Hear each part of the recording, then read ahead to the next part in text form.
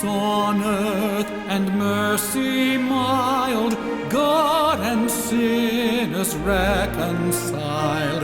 Joyful all ye nations rise, join the triumph of the skies. With angelic host proclaim, Christ is born in Bethlehem. Hark the herald angels sing, glory to the newborn King. Christ by highest heaven adored, Christ the everlasting Lord. Late in time, behold him come, offspring of the Virgin's womb. Veiled in flesh the Godhead see, hail the incarnate deity. Pleased as men with men to dwell, Jesus our Emmanuel. Hark the herald angels sing, glory to the newborn King. Hail the heaven-born Prince of Peace, hail the Son of Righteousness. Light and life to all he brings, risen with healing in his wings. Mild he lays his glory by, born that man no more may die, born to raise the sons of earth, born to give them second birth. Hark the herald angels sing, glory to the newborn King, newborn King, newborn King.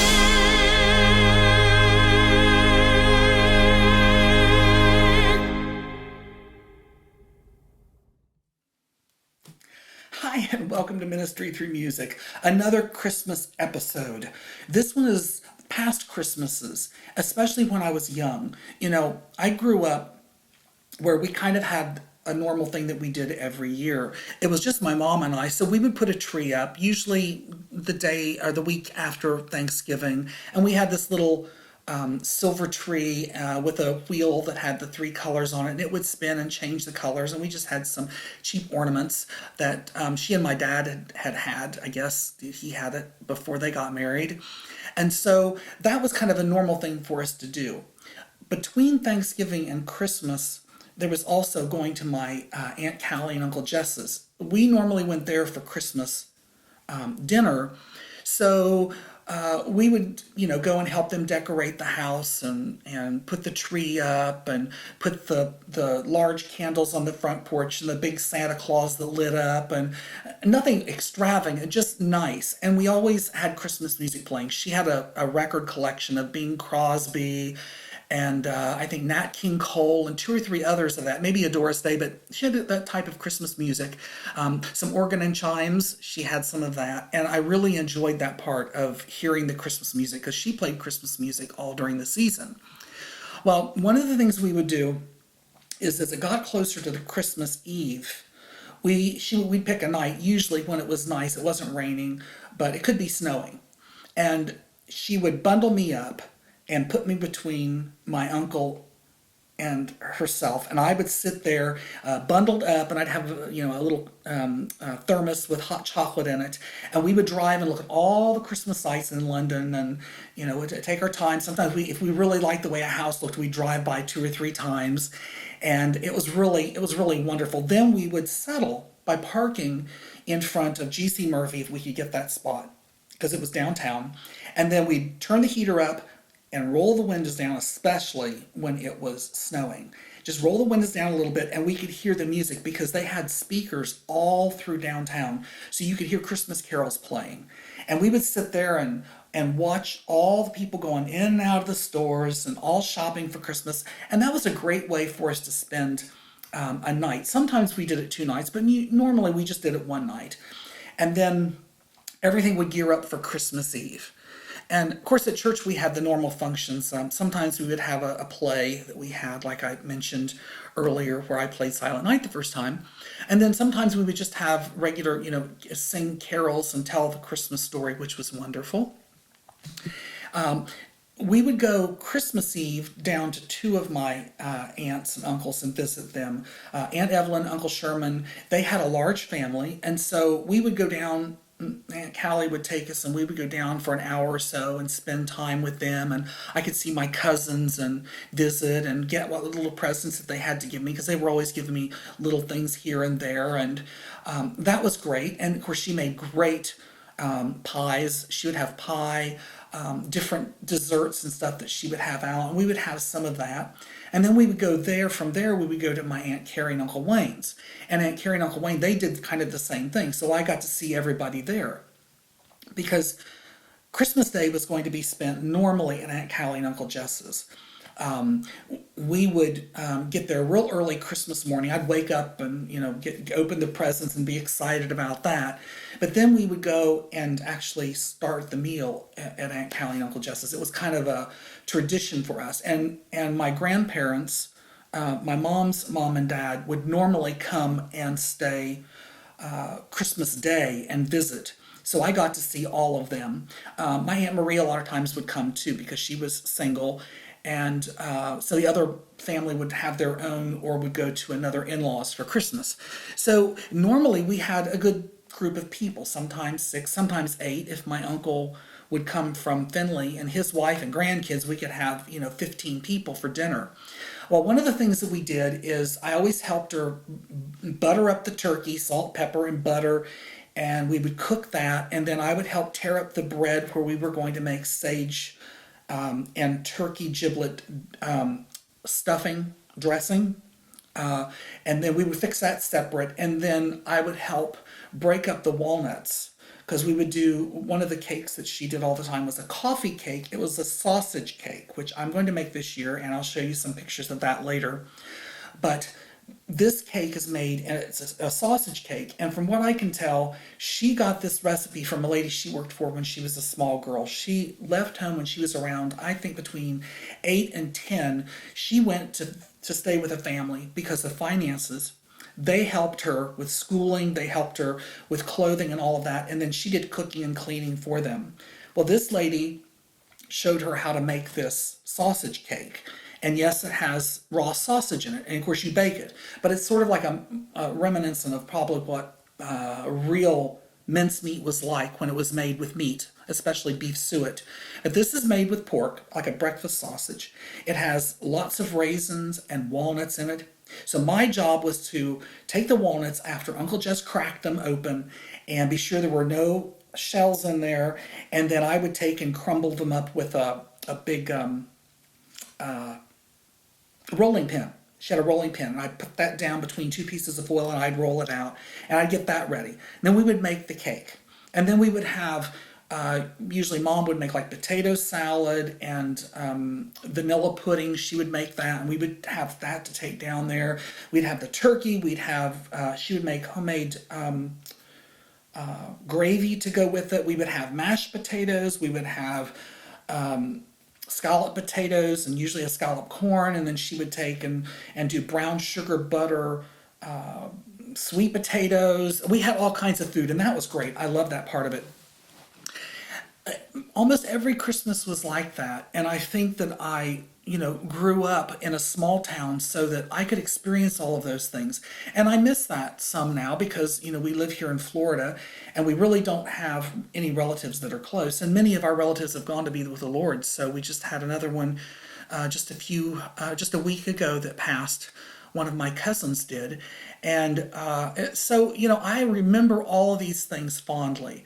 And there were difficult times. It would be crazy to say there weren't difficult times. There were a couple of Christmases where I had uncles who didn't have work, and they had enough to provide for their family, but God always provided in the season for us. Other churches would come and drop off groceries on our front porch. one year we had two churches. They didn't know that each one was coming, and they brought big things of food, and they had little treats that they had candy in it for me. And each year was different, but I remember that we were together, and I knew it was a time for us to share whatever was there.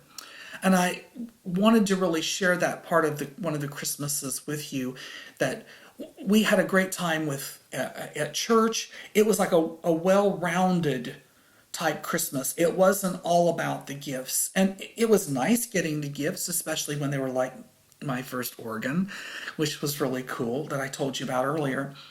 But in this season, it's good to remember the positive things. We can't do anything about any of the negative things, but we can think about those things that are good. Like Paul says, think about those things that are lovely. St. Paul says that those are the things we should think about. Be thankful. I'm thankful and grateful for all of those Christmases and for all of the people in my life, all through my life. One of the things too with Christmas, when it came to music, I remember it was the Christmas part of the Messiah that I heard the first time. We were doing a community choir in London, and all the churches were getting together. And so the first one was done in the Methodist Church. Well, they did the Christmas part of the Messiah, and then Joyce Hildebrand, who was the director and who I was probably one of my favorite teachers. I had really all good teachers, but she was the one that really spoke a lot into my life early on. And she was the one that sat on the platform, and she read the Christmas story along with us doing the parts of the Messiah. It was very powerful to me. And even now at our church this last Sunday, that's what I did. I had Jackie, who's a member of our church, she read the Christmas story, and I tied in all the various Christmas carols at certain spots that would fit. It's simple, but it's powerful because it's the story. It's what Christmas is all about. So I want to take time to wish you all a Merry Christmas, and just remember the reason for Christmas was the Christ child, the birth. And without that, we wouldn't have the death and we wouldn't have the resurrection. So they're all equally important. So go out with this Christmas season and bless some other people. Share with other people, whatever it is you have to share. If it's a kind word, if it's a piece of cake, if it's inviting some people over that you normally don't have come over, and just doing something, a little bit of ministry to them. It makes a world of difference. And until the next time, I'm going to keep on ministering through music.